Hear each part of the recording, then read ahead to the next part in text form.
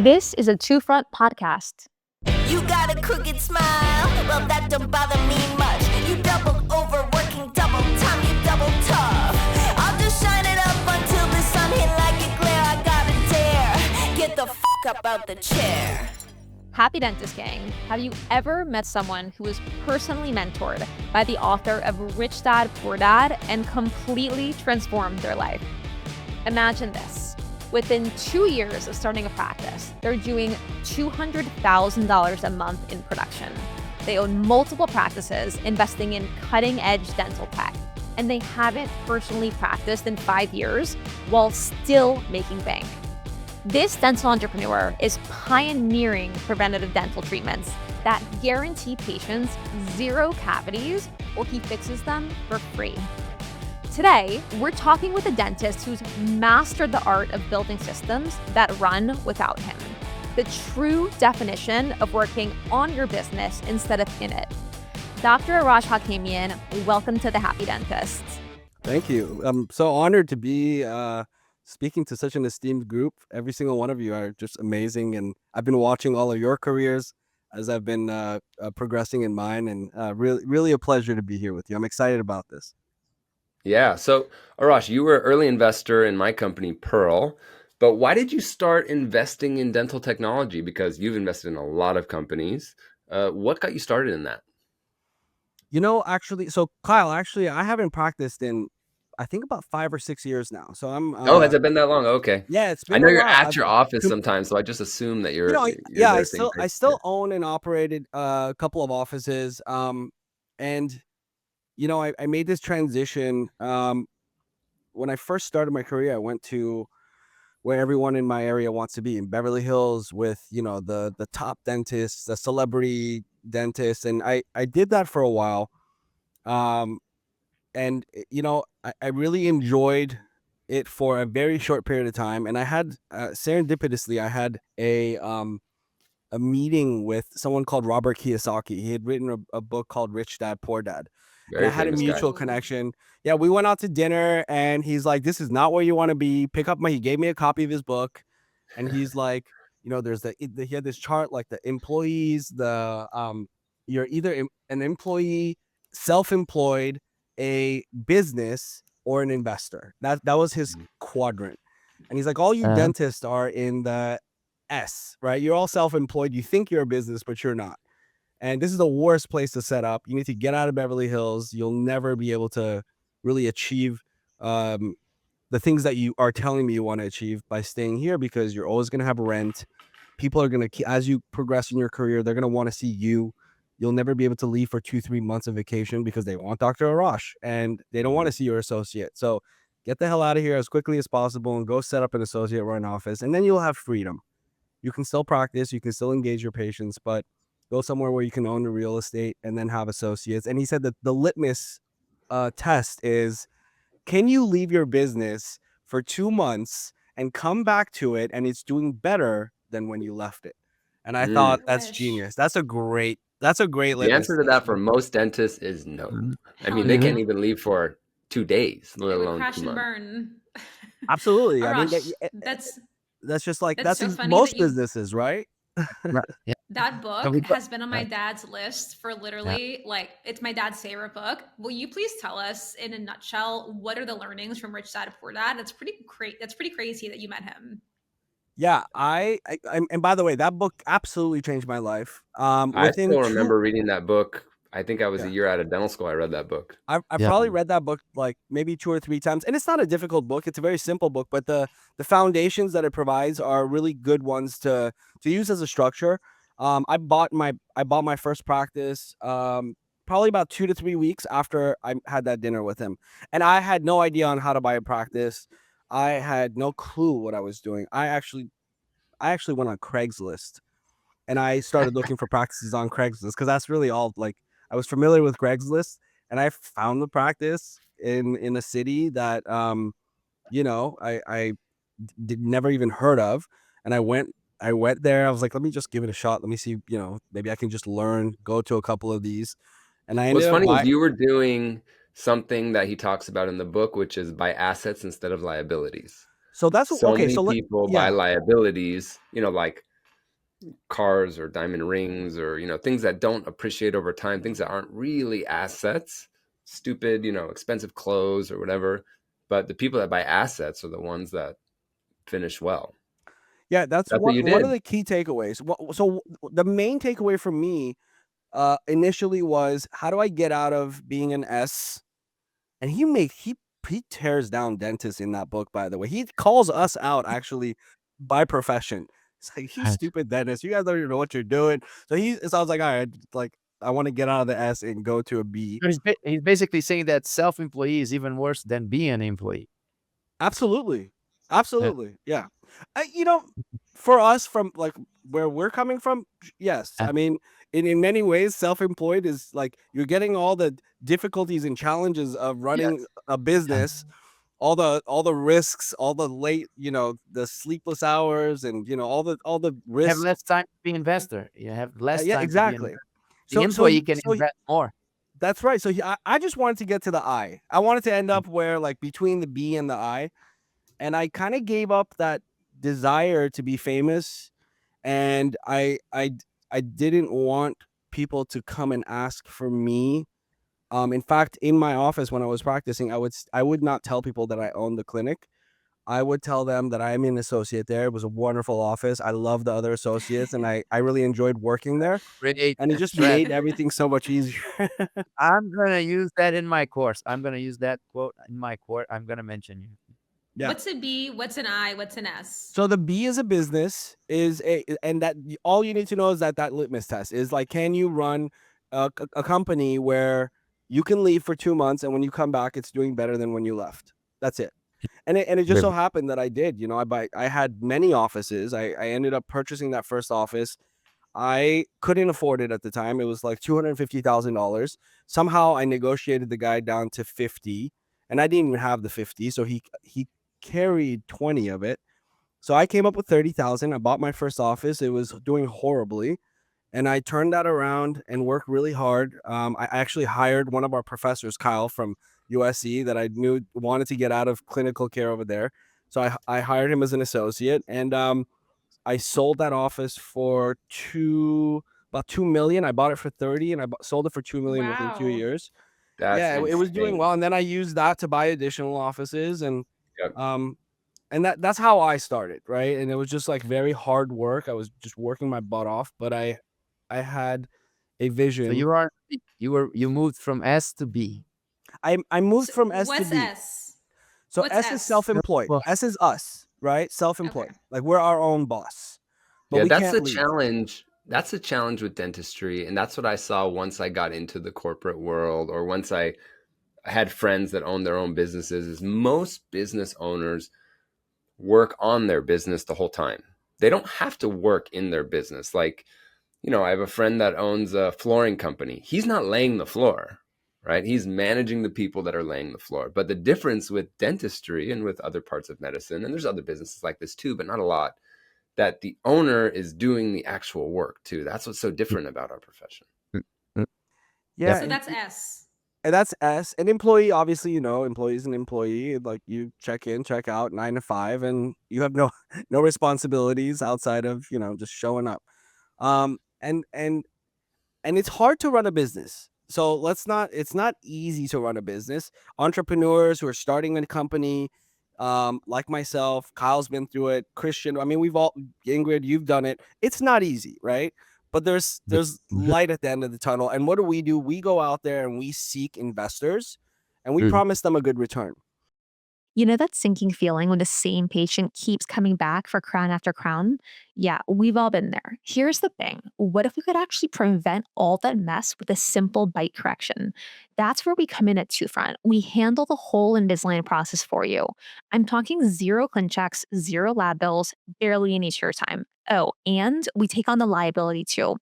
Your patient gets a healthy bite that'll save them thousands down the road. You get to be the hero who prevented years of dental drama. It's honestly a no-brainer. Check out Two Front and start helping your patients dodge a lifetime of dental work today. And so the ultimate, I guess, the best place to sit in between is between a business and then eventually just invest in hardworking entrepreneurs that are driven to make a return for themselves, and you kind of ride their coattail and you support them in their growth, and you make your money work for you, and you You don't did physically that, have to Arash. do that. You went from being a clinical dentist to being a successful entrepreneur. How do other people transition and do that transition? You Because we've know, all done this as well, but we've done it in different ways. So how Ki- did you do that? Or what do you recommend?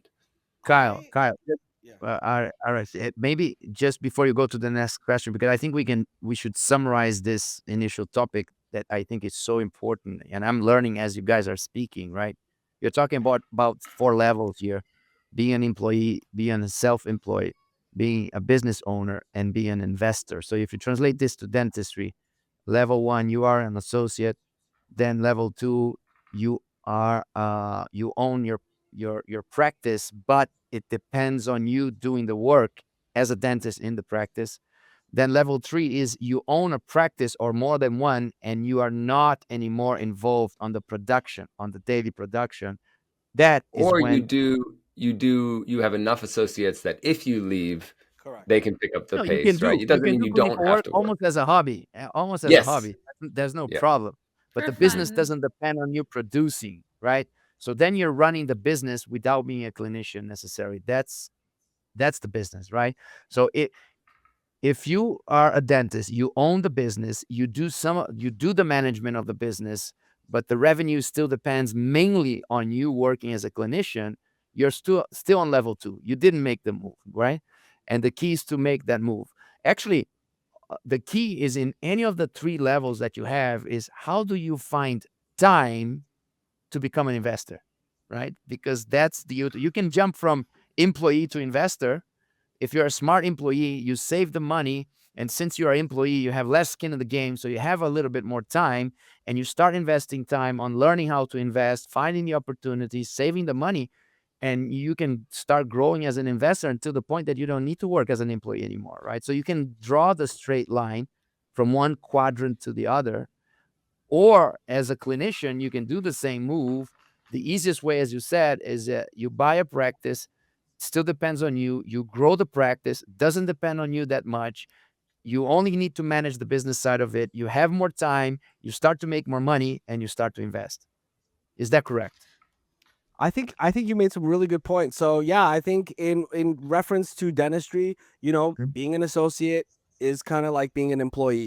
Even though you think you have a corporation and you're self-employed, you're really an employee, and you depend on whoever you're working for to Somebody make a can fire living, you. right? That's To the hire point. you or fire you. Somebody Self-employed is can. having your own dental office. Uh, You have your staff, you see your patients. Patients come requesting you, and you're the one doing the dentistry. And so if you shut down for 2 weeks, the office shuts down for 2 weeks, and there's really no revenue coming in. A Mhm. business is one where you have associates, and you rely mainly on the associates to run the practice. And if you want to leave for a month or two, the office will continue to run because you have proper systems in place, and you have the Exactly. proper infrastructure in place Mm. to be able to not to continue to improve without you, Yep. not just sustain, but continue a growth Yes. trajectory.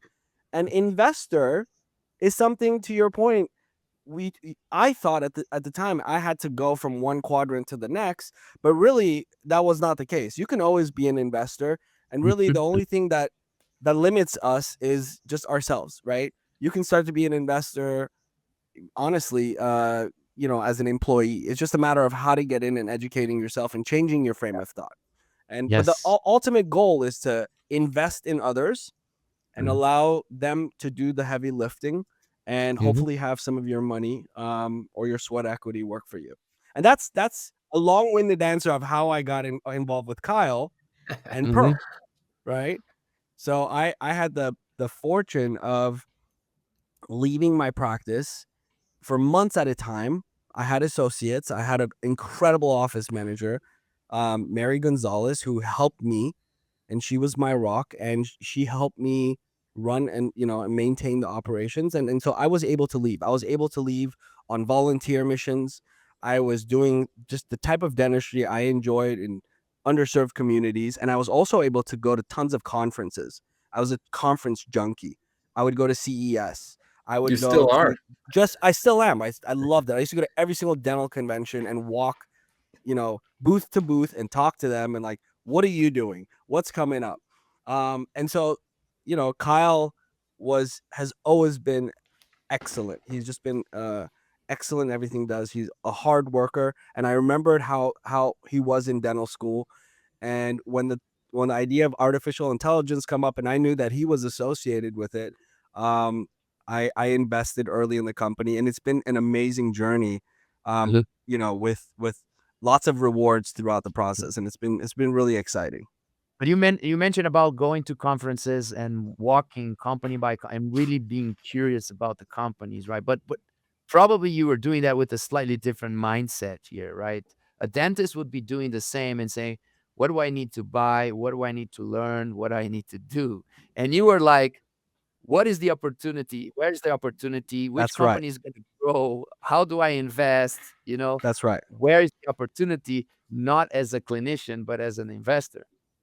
100% Arash, correct. Yeah. that to me leads to the magic question, which is you've now built and sold multiple successful practices and run a dental tech company. So, from your experience and from what you learned from Rich Dad Poor Dad, what do you think the magic equation is for building the systems and infrastructure to being a business owner instead of being an employee? It's a great question. So, couple of things. First of all, um, stop bitching and whining and get out of your own head. Right. That's the first problem we have. I used to leave the clinic at 10 p.m. And I used to work Saturdays and Sundays when I first started, and it was really tough. And I was like jumping around from room to room. But that was my first clinic, and I went from zero to hero in 2 years. Right. We went from no production to 200,000 a month. And the way we did that was I used to go pass out flyers, and I used to go talk to business owners, and I used to start health fairs. I mean, I used to do anything. I used to take televisions, put it in the back of my car, go outside of a supermarket that was in the area, and I used to take an intraoral camera and do like intraoral evaluations, with like a mascot next to me, and then I would book 200 appointments for that following week. That's So Wow. it was just incredible. like, whatever it takes, put the pride away, just get it done, and I'm then glad you find. said that, Arash, real quick. I'm glad you Yeah, said that because a lot of people are probably like, oh, he started a practice, had nothing, and maybe it was just in a great area and he got Yeah. lucky. And no, you no, put the work in. It's like there's no Shortcut. secret. I remember this interview with Heidi Klum. Someone was interviewing her on a talk show, and they said, how do you stay in such good shape all the time? And she said, there's no secret. I eat right and I exercise. I mean, it's like That's like it's the Alex same thing you're Hormozy. saying.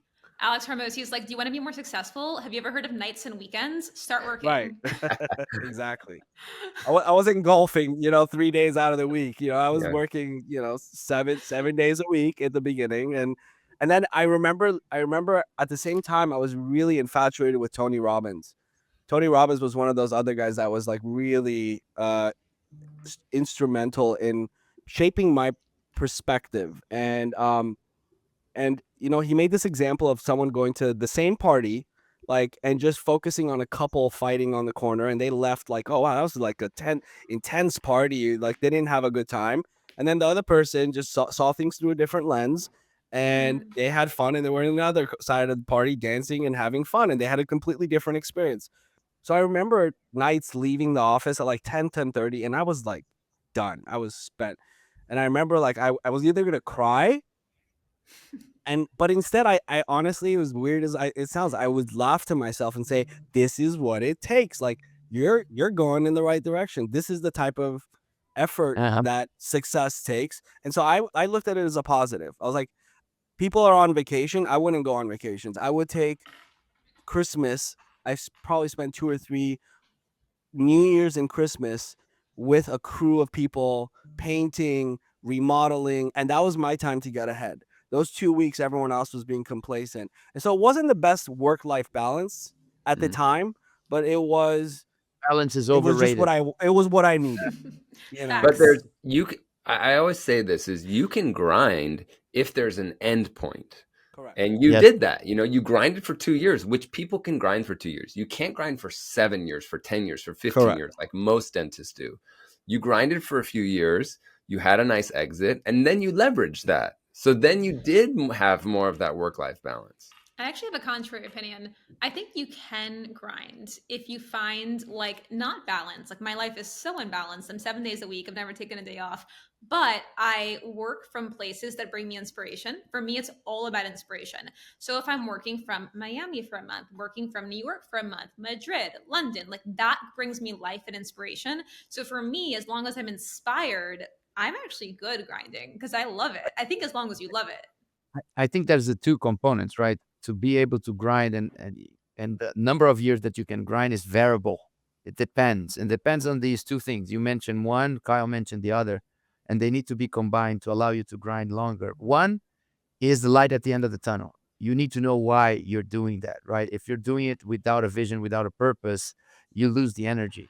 So you know why you're doing that, right? The other one is to enjoy as much as possible, as you said, while you grind, right? I'm going to have to do this. And what you said, I left 11 p.m. and instead of complaining, I decided to smile to myself and say, I'm proud, right? So That's a you mindset right transform there. the moment into a positive moment, or you find ways to grind in a happy way or happier way. So if you combine both, you make it a joyful journey and you have the very clear light at the end of the tunnel. You can grind for many, many years. I Yeah, and actually I would did for also, 15 years before Christian, anything happened. I'd like to ask your opinion too, because Ingrid saying she can work 7 days a week as long as she's traveling and this and that. I was fine too before I had kids. When I was by myself too, when I was single, I could work 15 That's hours a a day. It didn't component. matter. I was good. But once Yeah. other people depended on me more, that was when things changed for me. Mhm. But then you grind as a parent. You Yeah, grind. yes. No, I know Different that for grind. sure. But also, there's kind of an end point to that too. You have little times Yeah. where, okay, we're out of diapers. Okay, Yeah. they can feed themselves. Okay, they can Yes. put themselves in the I have car. these Like, landmarks very, very clear in my mind. It's yeah. I want to share a couple of other things that were like I think your audience would hopefully benefit from. I I You have to stop caring about what anyone else said. They would call me a weekend warrior. This is 15 years ago. They used to make fun of people placing implants, and I really didn't care. I was a weekend warrior. I would go to every single CE course I could on the weekends. I don't care where they were. And one of them was in San Diego. It was a San Diego something convention. I remember two people that were just instrumental there. I met Dr. Ed Zuckerberg, and he was lecturing on social media marketing. And I was like, Facebook was just kind of, gaining traction. And I sat through his course, and he gave me $100 in credit on how to advertise in Facebook. So I learned about marketing very early from him, and I did what he said. And I was aggressive with my marketing. I was super aggressive with the marketing. So I was doing digital marketing. I was making flyers, and I remember my flyer guy, that his name was Marco. When I met him, he was working in a room inside of someone else's business. And so, just like everyone else, I was like, how much does it cost for 500 flyers? He was giving me pricing for like, I don't know, 1,000 a month or 2,000. And I was like, well, will this pricing go down if I do 10,000? He's like, yeah, but 10,000 flyers. And I was like, all right, well, how much is it for 50,000? And I remember the first order I placed with him was 50,000 flyers. And he was just like, This who guy's are an you? What are idiot. you doing? And I was like, yeah, I want to do 10,000 of these a month. And then I connected with this program called EDDM, Every Door Direct Mail, and the post office would distribute these for you. And I was just on just doing that. And then I would create like calendars, my own custom calendars with like all the holidays. But I had my own little section on the bottom with, different health tips. And so I would give out calendars at the beginning of every year to everyone in the community. And then, I was doing like billboards. So I Amazing. was just going hard with that. And You the were born second thing, besides the marketing and following good mentors, was meeting Howard Farran. Howard Farran. So Yeah. so He's wild. I went to Howard Farran's lecture. It was like the last lecture, and everyone was there.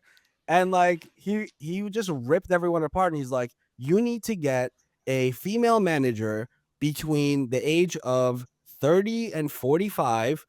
And you know, your staff are not going to want to talk to you as a male about their personal problems. You need to find someone who they'll be more comfortable communicating with.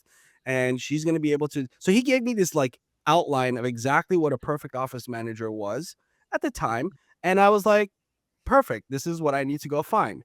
And I found like that exact person. And it was funny when I found her, instead of interviewing her, I told her to get in my car and I drove her around. And I was like, this is what we're going to do here. This is the city. I was just kind of laying out my whole vision.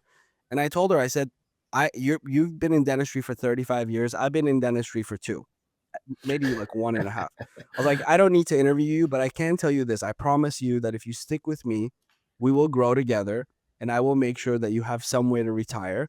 And I had to get buy-in from her.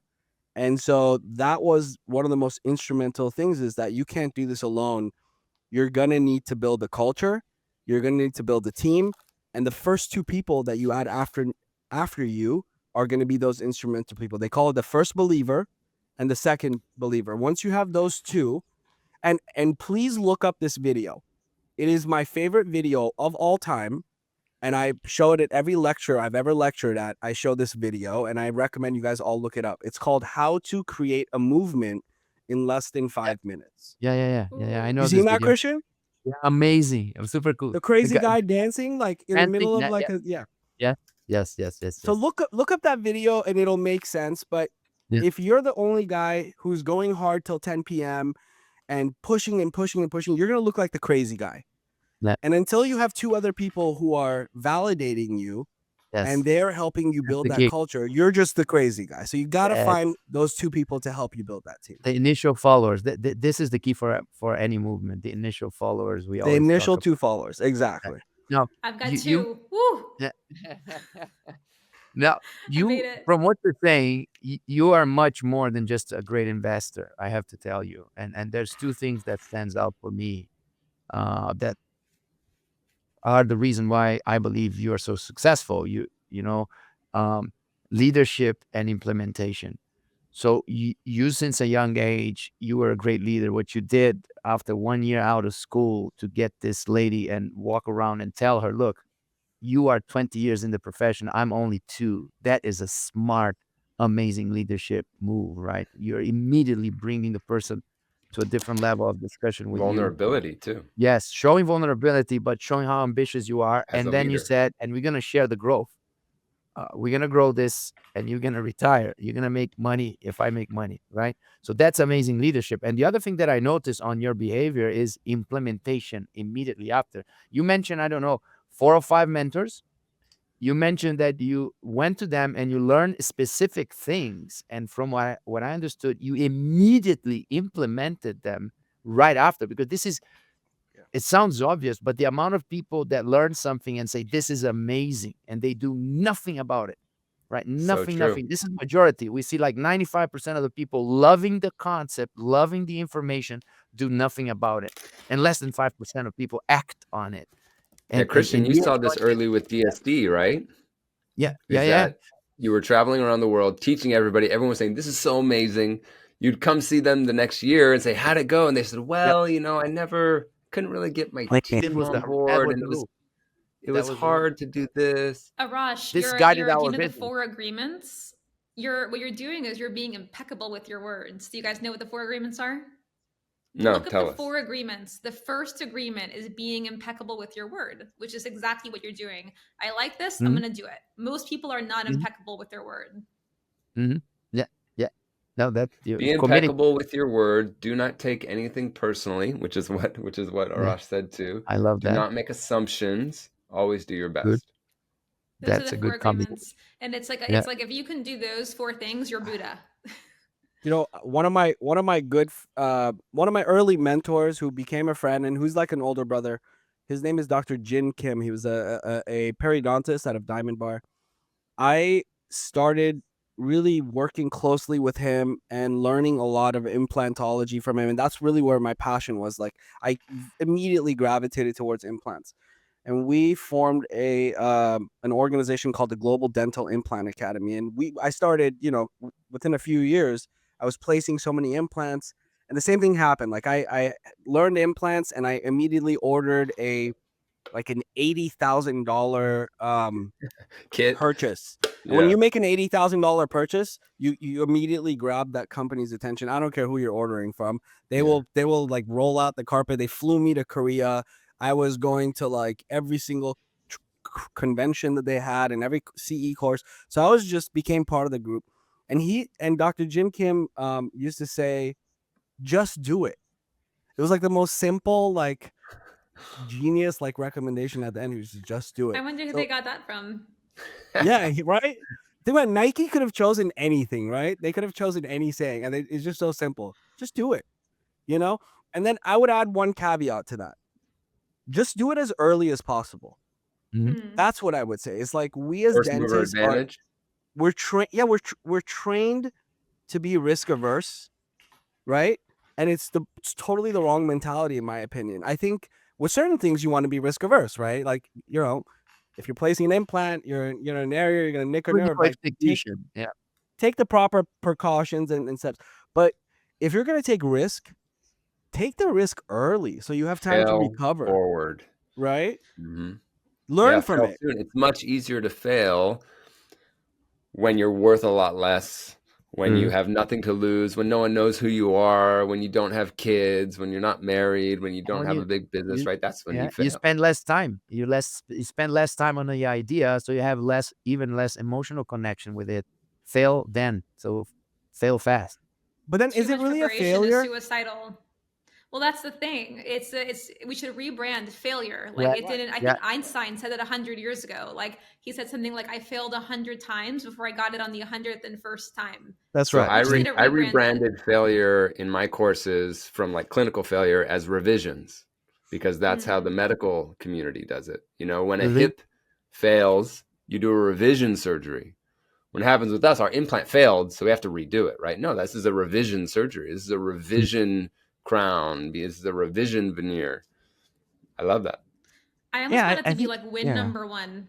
Win number one of like, it's like, actually we should celebrate it. The fact that you failed, like, it's just like, it's a sign that you've done it. You've done it. And most people won't even take that first step because they're so scared.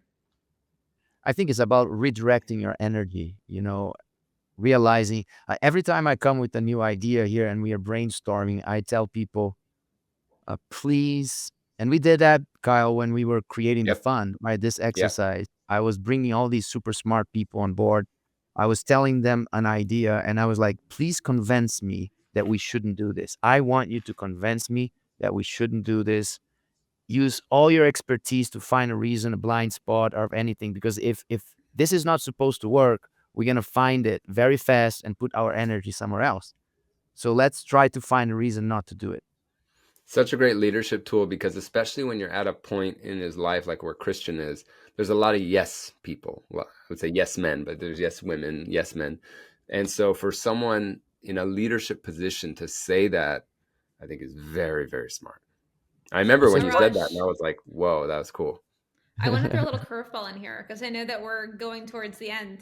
So something that you're famous for saying is, if your dentist doesn't check your salivary microbiome, get a new dentist. Will you tell us a little bit more about that? For sure. Yeah, I mean, my father, who's a dentist, he sat me down at the end of dental school and he said, it was probably one of he's a man of few words, but when he speaks, you listen. And he said, son, you can go in two different directions and there's no one going to be watching over you anymore. And if you want to sit there and sell things to patients and, make just money, like, you can do that. Everyone will believe you. You'll make a lot of money. And when you get to my age, you can fool anyone, but you won't be able to lie to yourself and fool yourself, and you'll live in hell. Or you can be very intentional with your actions and be happy with your actions, knowing that later on you're going to have to, retrospectively look at all of your actions. And when you've become successful, make sure you've done what's in the best interest of those kids those, vulnerable people that were under your care. And so one of the main reasons, that I'm doing what I'm doing right now is because I think that one of the biggest challenges we have as dentists is that there is this financial component. There's this need to increase production, increase collection, convert that, filling into an inlay, convert the inlay into a crown. Like, I get it, right? I get it. But also what I'm seeing is that there's this incredible wave of technology that's coming to our profession. And if we just open our eyes and really look and learn, there's this whole new world in dentistry that is so much easier. It's so much better. It's so much more fulfilling. It's minimally invasive. It's actually preventive. And so, yes, there's a lot of fundamental changes that have to occur in our profession, but I chose to take the leap and get involved in that. So I'm doing things right now that really, it feels right. I am checking for imbalances in the oral microbiome because we know how cavities are formed. We know that it's the biofilm formation, it's imbalances of bacteria that are causing these issues. So while many are just looking at the presence of inflammation or the presence of bone loss, I'm kind of looking at the presence of imbalances that cause that precipitate these type of issues in the first place. You're being Arash, proactive instead of reactive. you're getting too close to perfection, man. Now you're telling me that you're involved on my number one most preferred topic that is for sure the biggest trend in dentistry for the next 5 to 10 years. And you nailed it. And I'm huge compliments for at this point in time, with all the success that you already have, to be investing energy on this path, as we call the orosystemic link. I'm just blown away. Fantastic. Christian, That this means is- a lot, Christian. Yeah, This is one of the things that I love about Arash is he's very preventative in what he's doing, but he's making money doing it. So it's like, I think people think you can either have to make money and sell patients, or you have to make no money and be really preventative. Well, We didn't have that's, to I discuss think, what about the that. I think this is the fundamentals of capitalism, actually. Like, the more value you give to the world, the more money you're going to make. And so helping people prevent something as opposed to treating something, like, you should be rewarded for that. That's how the system works. But that's not the most natural way of generating revenue in a practice, right? That's the problem. Because we operate in scarcity, Reinvent the I business think. model. We need to reinvent the business model, and people like Arash, they need, these will be the ones that will teach other dentists that you can be successful like that, right? Christian, Because I want to share with you. Kyle knows all this stuff because he and I talk on a regular basis, and we've actually gotten each other. Kyle and I, we've gotten each other involved in these companies. But I'm just gonna 2 minutes. I'm gonna share with you where currently I am in dentistry, right? And then ask whatever you want, or just it may give a different perspective, right? So I work with a Minnesota-based company. I'm the chief dental officer for a company called Primal Health. They have figured out a way to naturally stop sugar metabolism. So that means we can now work towards stopping karyogenic bacteria from being able to metabolize sugar, which means no acid production, which means you know what, right? I can't Whoa. say it because FDA Say hasn't it. gone through it, right? But like, Can I say well, it? you know how cavities are caused, right? So bacteria eat sugar, they metabolize, and they create an acid. We stop that. Now, interestingly enough, when bacteria stop eating sugar, they start going on a keto diet. They start eating proteins. And the byproduct of the protein metabolism is actually helping improve periodontal health and stop yeast infection. So no more candida. Significant improvement, 98% reduction in red complex periopathogens, which has profound impacts on implantology, on perio, on heart health, on systemic health. So that's you see this in my mouth? And this is simply a mint that you take No. after It's in my you mouth eat. all day. And it's being used by NASA all day. I'm not sure if I'm allowed to say that, but so that company, No one listens to this podcast. which has Okay. been invested into by Yet. Delta, which has been invested into by, institutional players, was having a hard time coming to market. They're like, dentists are not going to want to see this. I flew out to Minnesota. And I was like, hello. Like, I want to bring this to market. What do you need? Here's my money. So I'm invested. And how do I help bring you to market? So I work with them and improving the oral microbiome through simple prebiotic, safe, simple, and you can give this to your patients. And now we're looking at applications for implantology, right? How do we improve that oral microbiome utilizing actual hacks for the bacteria? Then I work with another company called Greenmark Bio. They have used nano starch particles to actually deliver minerals deep into the dentinal tubules and into the enamel. So think of this little carrier, this little spaceship, a spaceship that we put calcium onto and phosphate onto and hydroxyapatite onto and even fluoride. And it goes deep into those dentinal tubules because it's a nanoparticle. It can actually go deep into them. And then it just drops all these minerals off and remineralizes the teeth. So now we know that we're working towards reversing cavities. Like there's just no question about it. That's where we're headed. We can instantly see occlusion of these open tubules. So immediately sensitivity is gone. But now we can actually reduce and reverse cavities. So what am I going to do with just these two technologies alone? And you know what? Let me add a third. I work with a company called PerioProtect that uses custom-made periodontal trays that have traditionally been used to put perio medication. And I'm like, this is great. I want remineralization gel in here because I want to offer my patients a 100% guarantee that if you follow my protocols, you're not going to get cavities under my watch. And How if you crazy is do, that? and if you do, I will fix them for free. So in my Mhm. office, I have a program where I use these three technologies and more to offer my patients 100% guaranteed. Just follow my protocols. I'll see you 3 times a year. And if you get incipient lesions, we'll reverse it or I'll fix it for you for free. That's the way you monetize it. And you start charging patients for this. Kyle and I are advisors for a company called BiteSense, who has miniaturized sensors in oral appliances. So now we can actually see when our patients are grinding. We can see when our patients are not wearing their night guard. We can actually see oxygen saturation levels. We can What's see if they have happening with sleep apnea. their airway? Yeah, so I can see I'm sure Christian has dealt with this. Kyle, I know you have. We placed the implants on the perfect patient. We had keratinized tissue. They looked healthy. Everything looks good. Angulation looks good. Occlusion looks good. And then we go home and 6 months later, it's failing.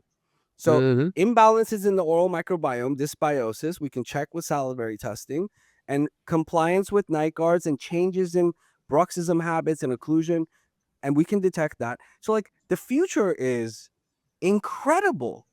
That's where we need to go with dentistry, right? Not You're This worrying is leading about the up. way. yeah, You're it's leading what the I way. call it's what I call proactive dentistry. Everything we do today, 99% is reactive dentistry, and we are very proud of being great reactive dentists, fixing Right. problems after they already happened. So the best prosthodontists in the world, the best surgeons in the world, the best orthodontists in the world, we are fixing problems that are already there. That we missed the point because many times we are seeing this patient since 10 years, and we are very proud of placing an implant on a patient that we've been seeing for 5, 10 years. This is a disaster, right? And nobody talks about it. And this is reactive dentistry. And that's why I love this topic, because I think this is the future, and we need more people like you, and we need to spread the word. And I Well, think to your Christian, I point, wanted to say Christian, this. We need more people like you and Kyle and Ingrid because you've all stepped out of clinical care to some capacity, and you're bringing awareness to other clinicians. And part of this is that eye, right? We want to get in the eye. So you can invest, and you can invest in different ways. You can invest in yourself and just go learn about this stuff. You can go invest by giving your time, not even money. Invest your time in working with these companies, and oftentimes they will give you shares of their company and equity in their company as an advisor to help provide feedback, to help spread the word.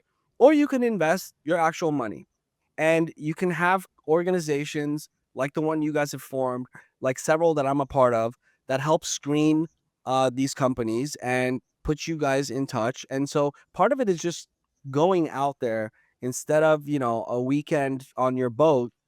Spend a weekend going to pitches and listening to these companies and familiarizing yourself with what this means. And every single day on my way to work now, I have a conversation with ChatGPT. We talk to each other. So this week I'm learning about municipal bonds because I didn't know anything about municipal bonds. So we just have a conversation instead of me listening to the radio. I'm like, tell me about municipal bonds. I'm a dentist. I lay it out there and we have a 10-15 minute conversation and it lays it all out. So why don't you do that? Right? It's free. Arash, you're literally my spirit animal. Oh, We need you. to have Arash back, guys. I think Arash, everybody knows. 100%. Let's have a full conversation around this. Let's schedule it. So Um, our last anytime. question, Yeah. last question. What is your definition of a happy dentist? A happy dentist. A happy dentist is someone who understands that they are not only doctors, they are at the front line of helping improve and save people's lives, because now we know it's not about teeth. Now we understand it's not about your teeth or even your implants. It's about the impact that the oral health has on the overall health. We're talking about preventing Alzheimer's. We're talking about preventing heart disease, several Yep. different types of cancers. So Mhm. knowing how important you are in impacting people's lives, and going out there and being a community representative, and in really engaging your patients as family members and not just targets, that you can close and convert into cases. I think that's where it is. If you get beyond the money and you really really see these patients as you're now the primary care, I think that's one of the most fulfilling things that you could do as a dentist, as a doctor. And so I think when you reframe and reshift how important you really are, I think you it puts this burden on you to then be as important as the cardiologist. And so that to me makes me very happy that I chose an incredible profession that can have such a huge impact on people's lives and that can actually save people's lives. And there's nothing more fulfilling for me than that. I think that's just the ultimate fulfillment, that I actually chose an amazing path. And invest. And invest. Yeah, and make a lot of money. Like there's nothing wrong with making money. And, make That's the money best and answer. That's the enjoy best your answer I've life. ever heard. It's the best answer I've ever heard. I love that so much. Thank you for that. And thank you for coming on to our show. I'm so excited for our second one. Thank you so much. It's such an honor and pleasure. And hopefully I'll talk to you guys again very soon.